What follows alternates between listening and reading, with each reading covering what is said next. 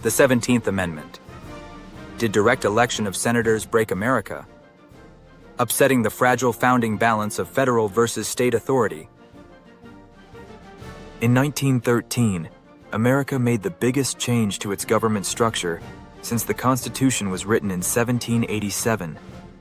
Knowledge of the original Constitution is critical in appreciating the importance of the 1913 change. The 17th Amendment allowed regular voters to directly elect their U.S. senators for the first time. Before this change, state lawmakers chose senators. This shift seemed like a victory for democracy, but it upset a crucial balance that the founders had carefully weighed, designed to limit federal government growth and protect natural rights. When America's founders wrote the Constitution in 1787, they created a specific plan for Congress. They wanted two different houses that would serve different purposes and represent different groups. The House of Representatives would be chosen directly by voters every 2 years. These representatives were meant to be quick to react to public sentiment and the voters' will. James Madison called them the voice of the people. The Senate was designed to be completely different. Article 1, Section 3 of the Constitution said that senators would be chosen by the legislature thereof, meaning state lawmakers would pick them. Senators would serve 6-year terms and were supposed to have more coolness and with more wisdom, according to Madison.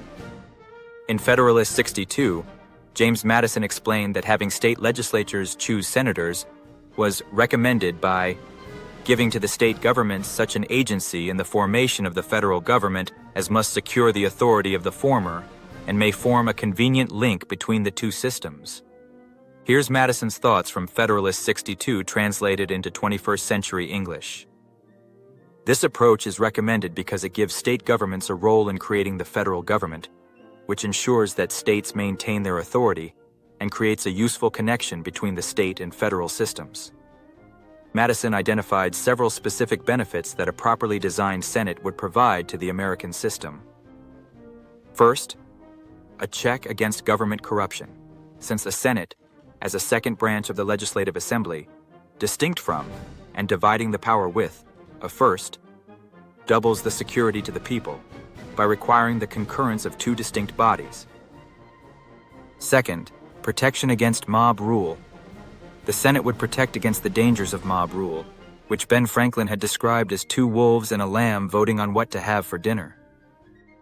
Madison explained that single assemblies or unicameral legislatures have the propensity to yield to sudden and violent passions.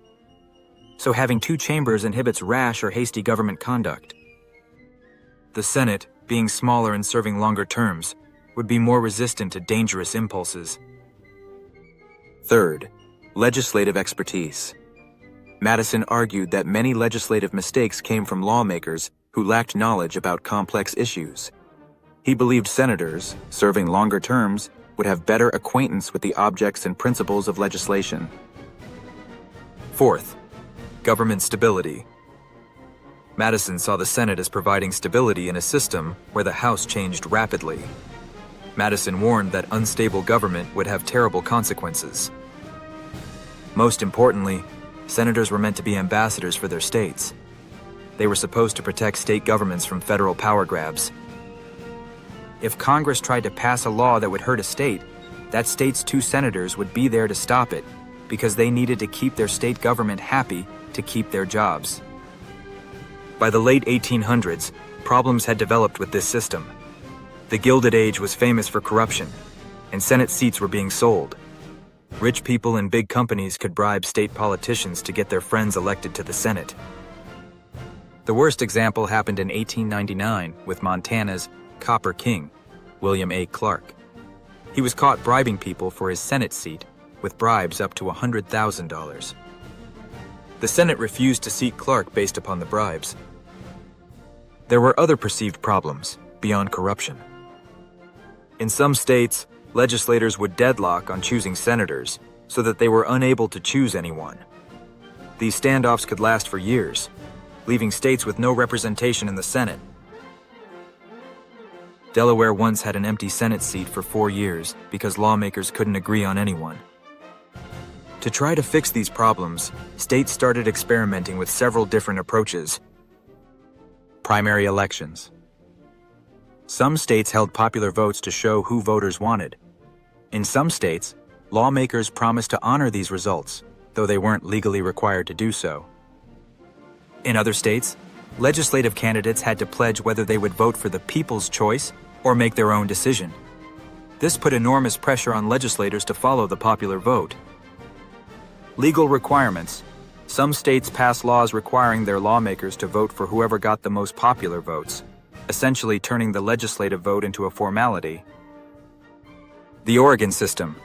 Oregon pioneered a system where voters could vote for Senate candidates in regular elections. By 1910, 29 of 46 states had adopted some form of popular input in Senate selection, though state legislators still made the final choice. The patchwork of state approaches created confusion and inconsistency across the country. As the 1900s began, William Jennings Bryan was a prominent leader in the direct election movement. A member of the House from 1890 to 1895, direct election of senators was a central part of his three presidential campaigns in 1896, 1900, and 1908. Progressive reformers like Nebraska's Republican Senator George W. Norris thought regular citizens should pick all their representatives, and he was joined by citizens angry about corruption and deadlocked state legislatures. The idea seemed simple and perfect. Let people choose their senators directly. Senators would answer to voters, not politicians in state capitals. Getting an amendment passed was difficult because 2/3 of senators had to approve it, the same senators who got their jobs under the old system. Between 1893 and 1911, the House passed direct election amendments 5 times, but the Senate rejected them each time. The threat of an Article 5 convention grows from mounting pressure for states to bypass Congress entirely on the issue of direct election of United States senators. Article 5 of the Constitution provides 2 ways to propose amendments: through Congress or through a constitutional convention called by 2/3 of the states. That was 34 states in 1911. By 1911, 31 states had formally petitioned Congress to call a constitutional convention specifically to propose direct election of senators. The states were only 3 petitions away from forcing Congress to call a convention, something that had never happened in American history. Congressional leaders, especially senators, were concerned that delegates at such a convention might propose changes to the Constitution other than altering the method for choosing senators. When it became clear that more states were preparing to join the petition drive, rather than risk an unpredictable constitutional convention, Senate leaders decided they had to act. The breakthrough came in 1911 when Kansas Senator Joseph L. Bristow introduced a resolution that became the 17th Amendment. Bristow's resolution passed the Senate in May 1911, largely because senators feared an unpredictable constitutional convention outside of their control. This represented a remarkable moment when Congress acted primarily to prevent states from using their constitutional power in Article 5 to bypass federal lawmakers entirely. The 17th Amendment stated, "The Senate of the United States shall be composed of 2 senators from each state, elected by the people thereof, for 6 years, and each senator shall have 1 vote." States approved it quickly. Massachusetts was first on May 22, 1912. Connecticut became the 36th state to approve it on April 8, 1913, making it part of the Constitution. William Jennings Bryan, who had fought for this reform for decades, had the honor of certifying the ratification as Secretary of State under President Woodrow Wilson. The first direct Senate elections happened in 1914, completely changing how Senate campaigns worked. However, some scholars argue that the cure was worse than the disease.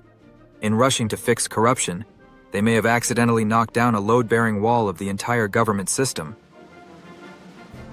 The founders had built a system with 2 teams. The House represented the people, and the Senate represented the states. This wasn't a mistake. It was the plan. George Mason said letting states choose their senators gave them the power of self-defense against the federal government. The 17th Amendment completely destroyed that defense. By making senators answer to voters instead of state governments, it changed their entire job. Senators no longer cared about protecting their state government's power. Now, Their job was to make voters happy and raise the millions of dollars needed to run for office. Senators' careers no longer depended on their state legislature, but on what was popular and what national political parties wanted. They basically became House members with longer terms. The direct link between state governments and the federal government was gone. This change had huge consequences. Today, the federal government often passes unfunded mandates, laws that cost states lots of money but give them no money to pay for it. Before the 17th Amendment, such laws would have been almost impossible to pass. A senator whose job depended on the votes of state legislators would vigorously oppose any bill that hurts the state budget. But a senator today, worried more about national polls, party politics, and fundraising, has little reason to fight that battle. The result is that power has moved to Washington, D.C., and states are treated less like partners and more like employees. This power shift was exactly what the progressive movement wanted. They wanted a stronger federal government with the ability and assets to implement universal national policies.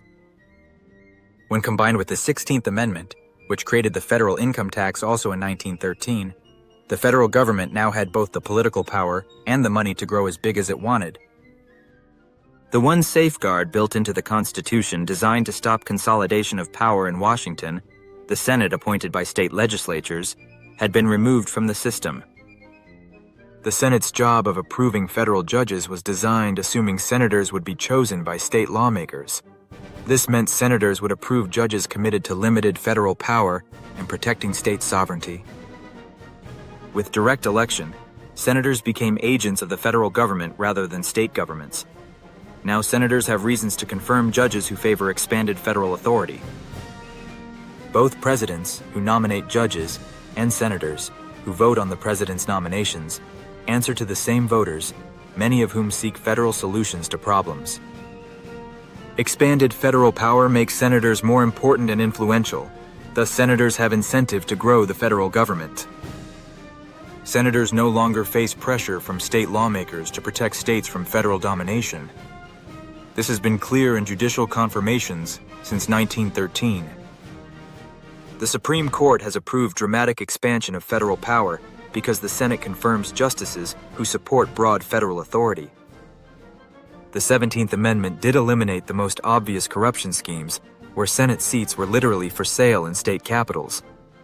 Direct elections made that particular type of bribery obsolete. It didn't get money out of politics.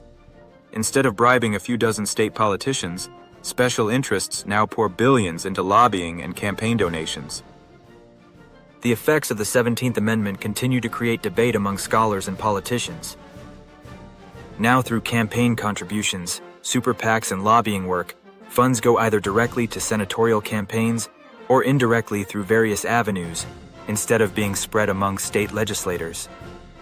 It is argued that senators actually represent the donors who fund campaigns and not actual voters.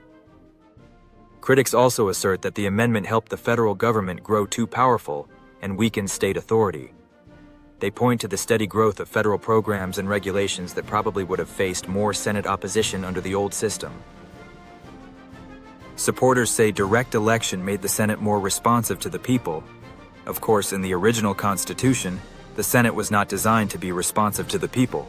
That's the job of the House of Representatives. Supporters also assert that the corruption and dysfunction of the old system was worse than any problems created by the amendment. Some politicians, including Utah Senator Mike Lee, have called for repealing the 17th Amendment to restore the original balance of power between states and the federal government. The 17th Amendment is one of the most significant constitutional changes in American history, as it fundamentally changed the carefully constructed federal balance of the founders, removed a key protection for state sovereignty, and eliminated important differences between the House and Senate. The purpose of providing state authority to choose senators was to inhibit the federal government from developing unchecked power. The founders had recently fought a war to rid themselves of a tyrannical king. The original delegation to state legislatures of senator selection was among the protections for people from federal government interference with their unalienable natural rights. The 17th Amendment removed one of those protections. the amendment's impact on American government has been profound and lasting. Understanding this history is crucial for engaging in current debates about how American government should work and where the balance of power should lie between state and federal authority.